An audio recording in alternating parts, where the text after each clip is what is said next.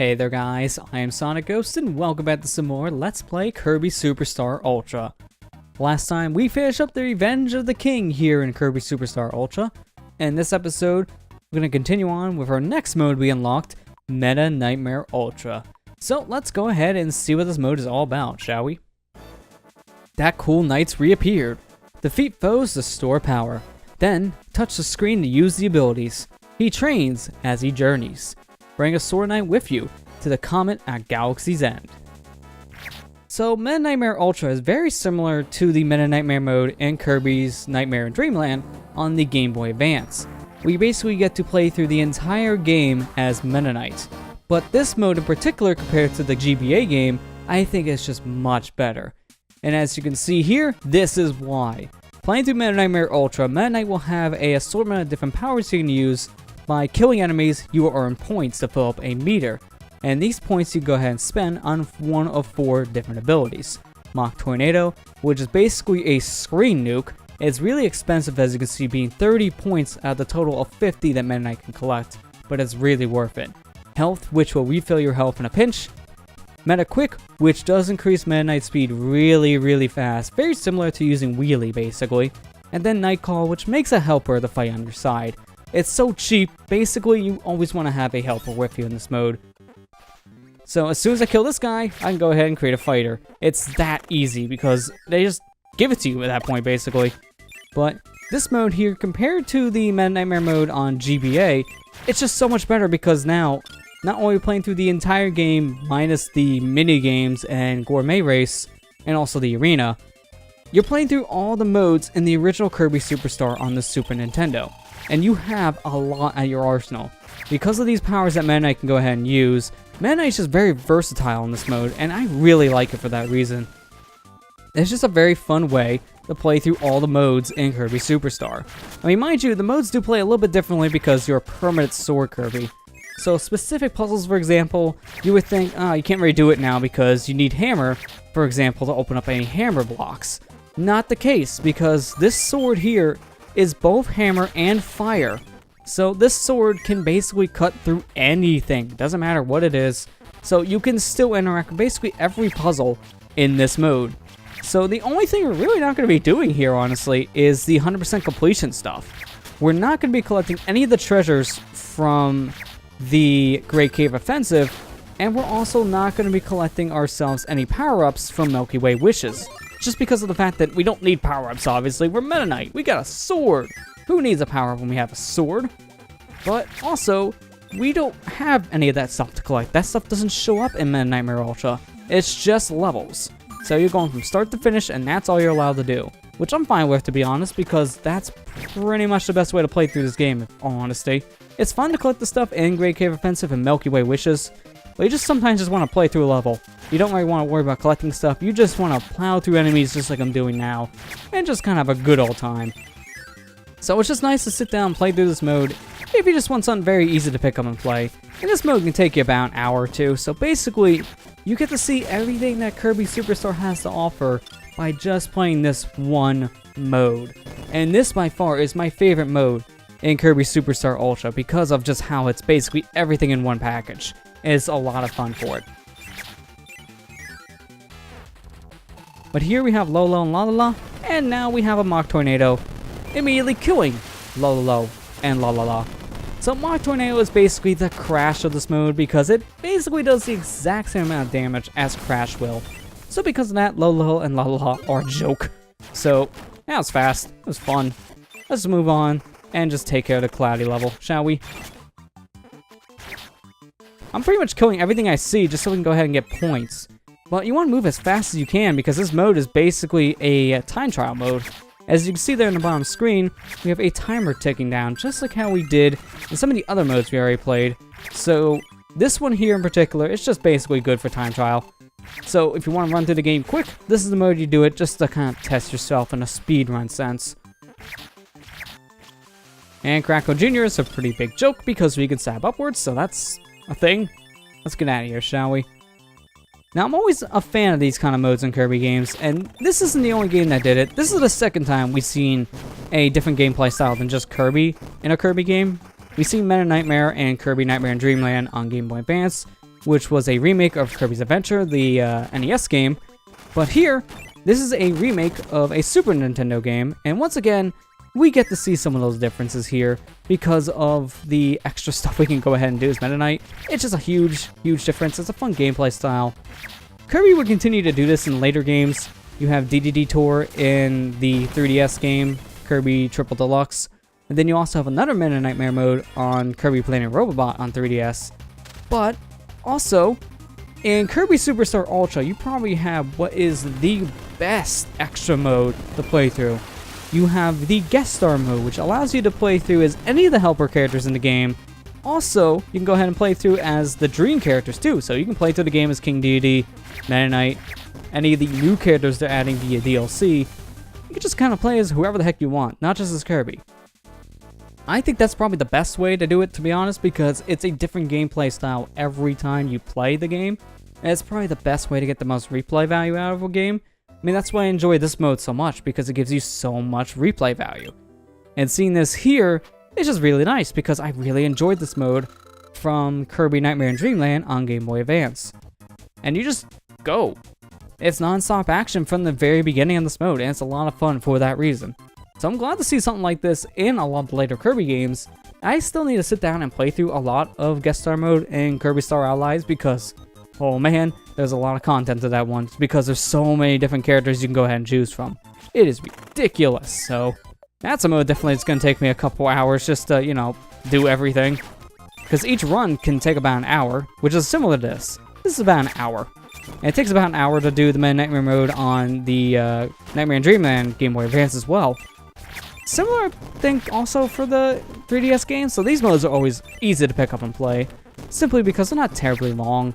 They don't overstay their welcome, and they give you a good amount of variety just to give you an incentive to go back and play the game again, especially if you just want to pick it up real quick and just play through the levels. You don't really care about going for 100%, you just want to play from start to finish. It's just best to go ahead and pick this mode. It sucks though that you have to unlock this mode. That's the only downside to it, because for a first time playthrough, this would be great to have unlocked from the very beginning. Kinda can't do that though here, because you kinda need to see everything. So in order to do that, well, you have to play every mode. So we didn't show off this pathway when we were playing through Dynablade, so why not? Let's go ahead and make our way downwards. And down here, it just got a bunch of flowers. That's a nice thing, I guess. Got a giant bear. That's fun. But that's about it. This pathway here is slower, in all honesty, because look at all that. It's a lot of waiting here. And there's just a lot of twists and turns, which is why I don't really take that path anymore. I used to take that path a lot playing this game, but now I always take the top path in this level.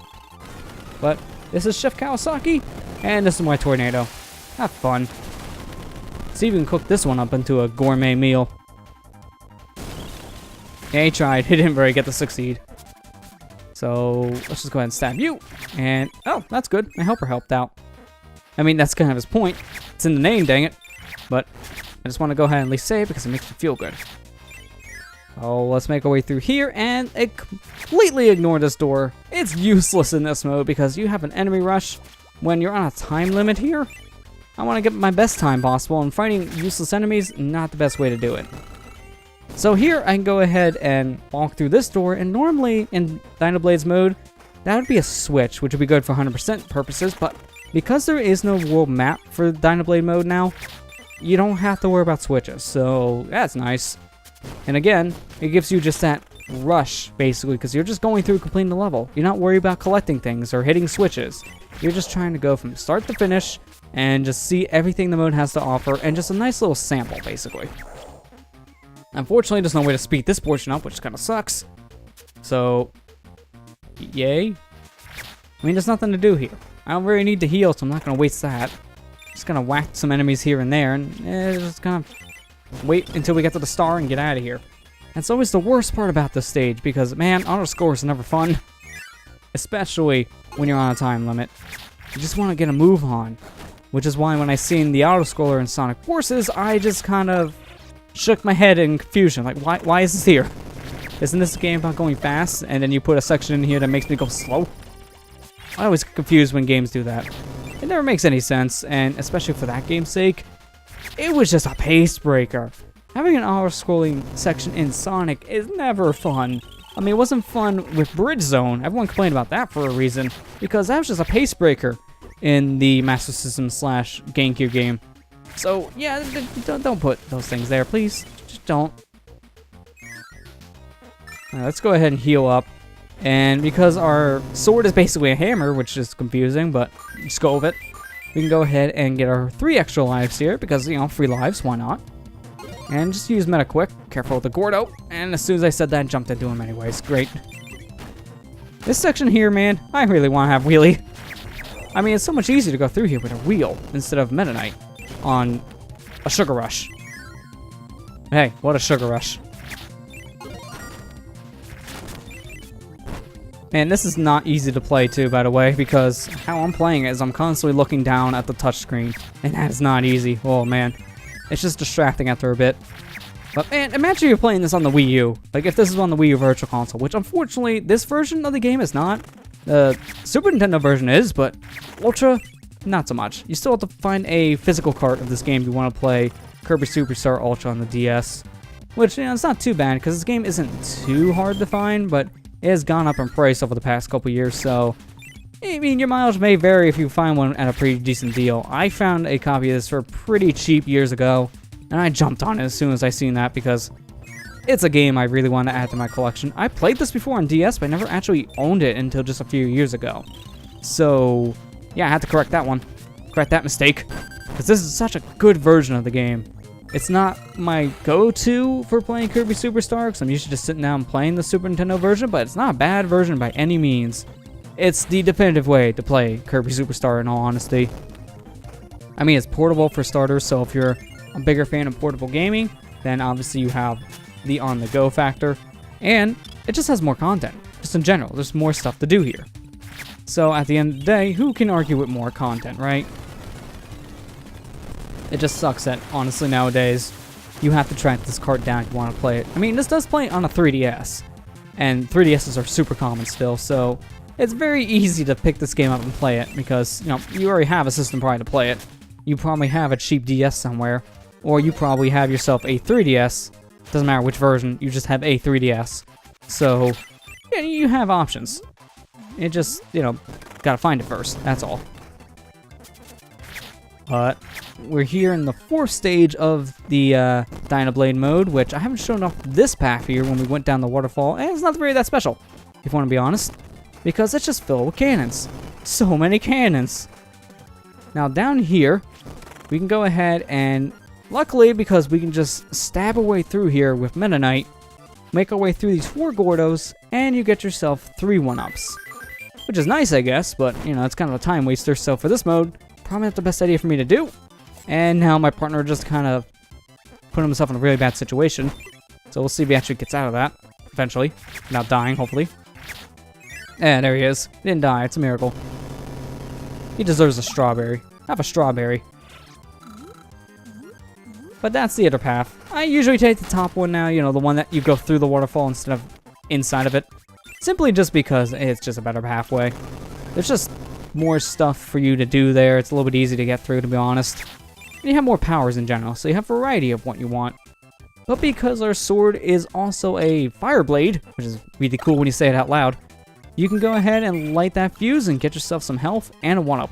Which honestly, right now, the health is kind of needed. So I'm glad we have the health. And get rid of attacks so we don't lose our friend. Attacks are just all over the place here. They just really are after blood. Avoided my helper friend. As I try to cling on for dear life. Let's get out of here, please. Get an extra life there, but honestly, we have enough at this point. 16's good. Let's leave. We don't need it. So we have Mike's there to kill, which if we were Kirby, that'd be nice, but you know, we have our own version of that. It costs about 30 points to use, but we still have our own version of Mike.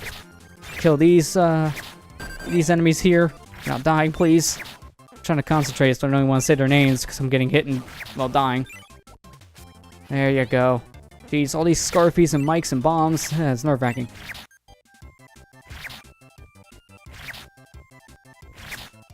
Well, that was a fun juggle. Let's just leave. Get some milk. Milk is good. No, I don't want to hug. Oh, thank you, helper.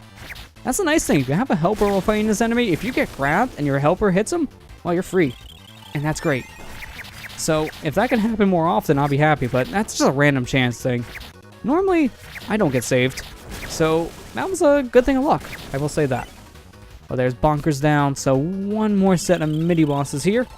And I'm not going to bother. Let's just go ahead and use the Mach Tornado. Which unfortunately, I think will be 5 points off from using this against Dynablade. Yep, I was right, 5 points. Man, that sucks. I really needed health earlier, so we had to heal. Oh, wait, no, we might be locked out because I forgot. They randomly throw this dude in here. This is weird because this is an optional boss that you can fight in Dynablade's Revenge. So, why is it here? I don't know. It just is. I mean, it works for us because we needed those points. So, yeah. So I just realized I said Dynablade's Revenge. What was Dynablade getting revenge on? Nothing. That's what. Dynablade's just upset. Alright, let's get out of here, shall we? We have enough of Mach Tornado now to just spam it against the boss here, so that's what we're gonna do. So, wait for Dynablade to appear. And here we go. Time for a boss. So, don't worry. I got it. Just keep your eyes closed, it'll all be over soon.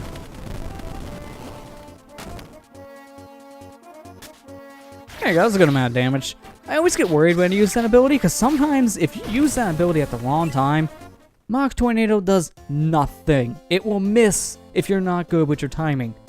So basically, if you hit an enemy and then you immediately use Mach Tornado, the enemy still has invincibility frames active. So if you hit someone and then use Mach Tornado, the invincibility frames will cancel out the Mach Tornado, just making it basically a waste of 30 points. So I'm expecting that to happen at least once in this playthrough, because it always does, and it sucks. It really sucks. But that was level 2, Dynablade. So, now we can go ahead and set our save point, get some health back. And with that, I'm going to go ahead and end the episode here. Next time on Let's Play Kirby Superstar Ultra, we'll continue on here through Meta Knightmare Ultra. I'll see you guys next time.